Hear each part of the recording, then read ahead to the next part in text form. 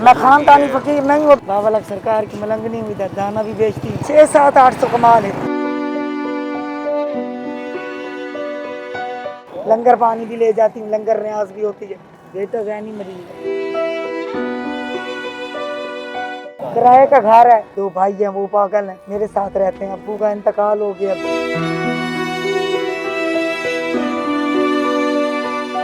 मेरा नाम समीना गुल है, शोहर का नाम फकीर बख्श है। 6 साल हो गए उनके इंतकाल हो गया। बेटा गहनी मरीज है। यहाँ बैठती हूँ आके, बाबा सरकार की मलंगनी हुई, इधर दाना भी बेचती हूँ।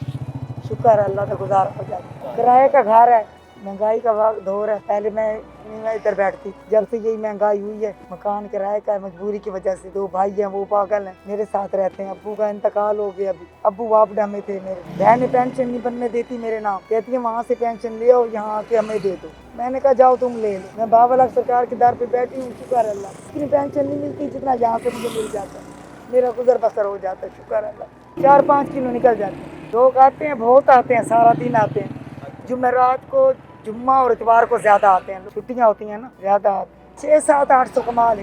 लंगर पानी भी ले जाती हूँ, लंगर न्याज भी होती है। रिश्तेदार आए हैं अपनी अपनी गाड़ियों में, यहाँ मुझे देख गए, कहते हैं हाँ जी अब ये काम तूने शुरू कर दिया। मैंने कहा मुझे दो खर्चा, मैं ये घर में बैठती थी, मुझे खाना दिया करो, मुझे खर्चा दिया करो। मैं नहीं आती, देता कोई नहीं है, सारी बातें बनाते हैं। देवर अमीर हैं, 5 के नाल जमीन मिली है, चोरों की तरह रास्ते करा हूँ। अपना कफन रखा हुआ था, बेटा तो पागल है। मैंने कहा मैं मर गई, मेरे कौन दफन करेगा। शोर ने जीते जी दिए थे कुछ ना कुछ।